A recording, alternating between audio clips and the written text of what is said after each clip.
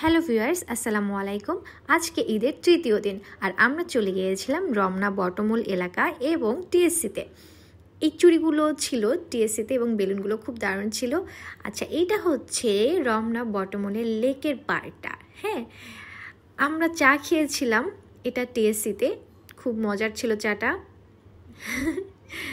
ওকে, এখানকার ওয়েদারটা খুবই দারুণ ছিল, সূর্যটাও জোস। ও ফ্লাওয়ারগুলো আমি একটা নিয়ে নিলাম এবং হাতে পরে ফেললাম। খুবই সুন্দর ছিল। আমার খালা এখানে একটু ফটোগ্রাফি করে দিচ্ছিল, একটু ভিডিও করে দিচ্ছিল।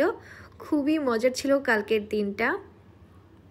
আমরা একটু সময় পেলেই ফ্যামিলির সবাই মিলে ঘুরতে যাই এবং আমাদের ঘুরতে খুবই ভালো লাগে আর সবার সাথে টাইম স্পেন্ড করা তো খুবই মজার। ওকে, অবশেষে আমরা সন্ধ্যার দিকে চলে গেলাম একটা ফুড কোর্টে এবং সেখানে অনেক কিছু ট্রাই করলাম। পিৎজা থেকে শুরু করে এই প্লেটারগুলো নিয়েছিলাম।